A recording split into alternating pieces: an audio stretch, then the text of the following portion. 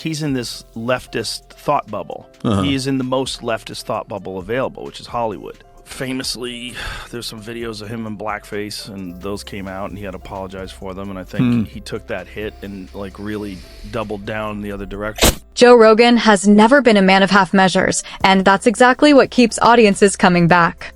Hand him a microphone, and you're not just listening to a host. You're stepping into an arena of raw honesty, unfiltered opinions, and just enough controversy to keep every moment unpredictable. The Joe Rogan Experience isn't just a podcast anymore. It's a cultural magnet, drawing in thinkers, comedians, scientists, and even skeptics for conversations that range from mind-bending ideas to fiery debates. Clips explode across social media like wildfire, and millions tune in not for perfection, but for something authentic, something real, whether they nod along or fiercely disagree. After he was sworn in, Trump gave his second inaugural address, which I have to say was more ominous than I anticipated. In order to ensure the security and continuing stability, the Republic will be reorganized into the first galactic empire. So this is how liberty dies. With thunderous applause. It's the kind of space where conversation runs wild and uninhibited, where no topic feels too untouchable, too controversial, or too unpolished to be put under the microscope. This atmosphere of uncensored dialogue creates a magnetism of its own, drawing in curious minds who crave authenticity. But that same openness also invites sharp criticism, especially when Joe Rogan steers the discussion into the stormy waters of politics or hot-button cultural debates. It's a setting built on freedom of speech, and that very freedom is both its greatest strength and its most polarizing edge. On the other side of the spectrum stands Jimmy Kimmel, the sleek, charismatic entertainer once at the helm of Jimmy Kimmel Live on ABC. Known for his quick wit, mainstream charm, and impeccable timing, Kimmel built his reputation on the classic late-night formula, scripted humor, glitzy celebrity interviews, and razor-sharp commentary on the day's headlines. But in 2017, as Donald Trump stepped into the Oval Office, Kimmel recalibrated his comedic voice, dialing up his political edge and reshaping how late-night television itself approached the national conversation. It was not an uplifting or even well-written speech. Trump said the golden age of America begins right now. Twice, he bragged about a landslide victory. That was in no way a landslide victory. Did he say America's dick line is over? Yeah, America's dick line is over. In fact, it's right over there. There it is. Later on, the dick line turns into a circle jerk, and that's when the fun starts to happen. Kimmel's monologues began to slice through the noise with newfound sharpness, each political jab landing with precision and an unmistakable sense of conviction. He stopped holding back, speaking his mind with a boldness that many viewers found reassuring, a steady, comedic voice of reason amid turbulent headlines. Yet for others, his unapologetic stance seemed to echo Hollywood's entrenched liberal leanings, casting him as a symbol of the very establishment he often poked fun at. This divide transformed him into both a beloved entertainer and a convenient target for criticism. The contrast between these two comedic powerhouses could hardly be starker. Joe Rogan thrives in sprawling, unfiltered conversations that stretch for hours, treating unpredictability as both an art form and a thrill. Kimmel, by contrast, operates in a sleek, carefully choreographed environment, perfecting the rhythm and punch of late-night television. Their opposing styles don't just reflect their personalities, they reveal the drastically different audiences they captivate. Inevitably, their worlds would collide.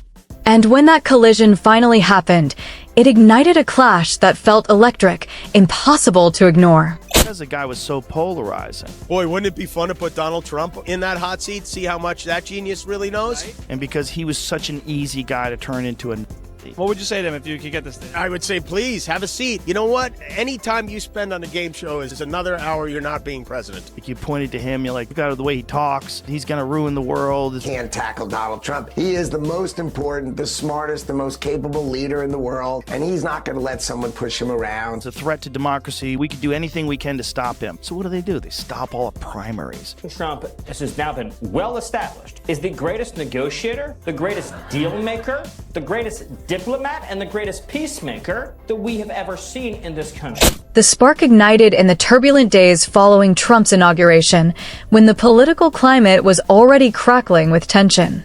On one of his podcast episodes, Rogan, true to his off-the-cuff, no-filter style, began riffing on the avalanche of anti-Trump commentary saturating late-night television. As the conversation veered toward this nightly trend, his focus zeroed in on Jimmy Kimmel. And this time, his critique cut far deeper than a passing jab at a few punchlines. With his signature blend of humor and exasperation, Rogan questioned the very heart of Kimmel's approach. He suggested that what viewers were watching wasn't authentic comedy at all, but a carefully orchestrated performance designed to appease a like-minded audience. The frustration in his tone was unmistakable. His words carried a weight that listeners couldn't ignore. Almost instantly, the moment became combustible online. Clips spread across social media, sparking fiery comment threads and drawing stark battle lines between fans and detractors. To Rogan's loyal followers, his commentary wasn't just another hot take, it was proof of his commitment to raw, unvarnished honesty, the kind that slices through polished Hollywood narratives like a blade. Today also happens to be Martin Luther King Jr. Day, of all days. And Donald Trump and Martin Luther King, they do have something in common. One had a dream, the other had Eric. But Trump promised his administration would work to make Dr. King's dream come true. He said that in his speech, and he's right. These people will make sure we are judged based on the content of character, not on the color of their lily white skin. It was wall-to-wall white people at this inauguration. Kimmel's supporters were quick to fire back, arguing that political commentary has always been woven into the fabric of late-night comedy. In their eyes, he wasn't crossing a line, he was fulfilling the very role the format demands, to lampoon, to question, and to hold power accountable under the guise of humor. To them, Rogan's remarks weren't constructive criticism, but an unprovoked jab meant to undermine a tradition that has existed since the days of Carson and Letterman. Their defense of Kimmel revealed something deeper, a belief that satire is more than entertainment. It's a necessary counterweight to authority, a comedic form of public service. As the debate intensified, it became clear this was about far more than two entertainers trading barbs. Each man had come to represent a distinct cultural camp. Rogan's audience, often skeptical of mainstream narratives, saw Kimmel's nightly monologues as formulaic and pandering to an elite echo chamber.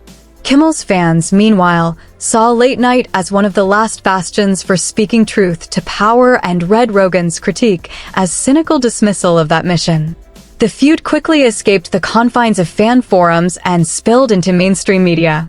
Headlines framed it as a showdown between the raw, boundary-pushing podcaster and the polished, politically sharp late-night host. Some commentators aligned with Rogan, insisting comedy should remain authentic, unpredictable, and unshackled from political agendas. Others sided with Kimmel, contending that satire's very strength lies in its ability to confront those who govern and shape society. The coverage amplified the drama, stretching its relevance over weeks and fueling endless debate segments. Neither Rogan nor Kimmel were strangers to controversy, making the clash feel less like a surprise and more like an inevitable collision. Rogan's podcast had long sparked debate with its eclectic mix of guests, scientists, intellectuals, conspiracy theorists, and polarizing political. The problem with that kind of stuff is it continues to go in the same direction where more and more things become forbidden and toxic, to the point where, you know, the Elon Musk joking around about my pronouns are prosecute Fauci. Jimmy Kimmel made a tweet back to him. He said, your pronouns are ass and Kimmel, too, carried the baggage of past controversies, most notably his sketches from The Man Show, bits that critics now view as relics of a bygone era, offensive or tone-deaf by today's cultural standards. Although he has publicly apologized for some of those jokes, the memories linger, acting as blemishes on an otherwise celebrated career. When these old clips resurfaced, they became fuel for both Rogan's and Kimmel's supporters, each side digging through the archives to unearth missteps that bolstered their arguments. What might have been an isolated clash quickly turned into a full-blown excavation of past sins, deepening the divide between the two camps. Soon, rumors swirled about the real roots of the conflict.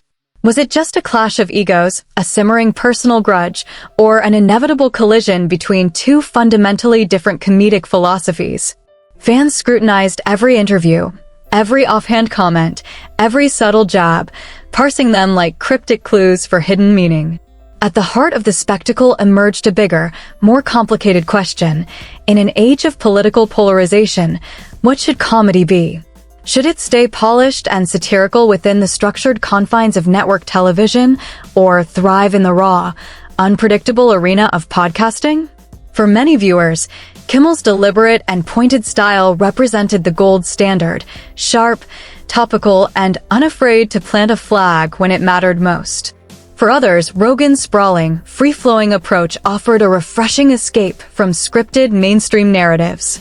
Their methods became more than entertainment, they were reflections of how audiences want their culture and politics served to them.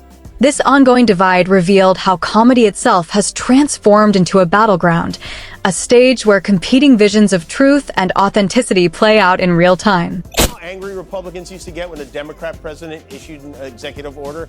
Neither do they. Trump signed about 100 of them today that covered a variety of subjects, including renaming the Gulf of Mexico the Gulf of America, renaming Mount Denali Mount McKinley, and renaming Melania Ivanka, which... Trump also signed pardons for those convicted of storming the Capitol on January 6th, 1,500 of them. He did this in front of a big cheering crowd, the same crowd he criticized Joe Biden for pardoning his family in. The Rogan Kimmel feud has become more than just a spat between two high-profile entertainers. It has become a lens through which we see the shifting landscape of modern comedy. The rise of podcasts, streaming, and independent creators has thrown traditional media into a new era of competition unlike anything before. In this evolving terrain, Joe Rogan stands as the emblem of disruption, backed by a massive global audience and the unfiltered freedom that comes from answering to no network, no advertisers, and no corporate gatekeepers. His creative autonomy lets him roam wherever the conversation takes him, but with that freedom comes a heavier weight. Critics argue that such influence demands a level of care he doesn't always exercise, and the risks of unmoderated reach can be as vast as its rewards. By contrast, Jimmy Kimmel represents the polished old guard of comedy, scripted, tightly produced, and bound by the structures of network television.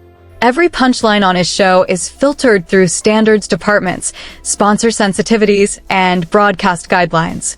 To some viewers, this makes his comedy predictable and overly cautious. To others, it showcases his mastery at crafting satire that cuts deep even within tight constraints.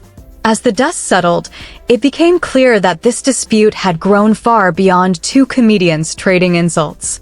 Their clash reflected the deeper cultural and political rifts running through society, a fight over authenticity, the purpose of comedy, and how media shapes public discourse. It became less about who was right and more about what their very different styles revealed about audiences themselves.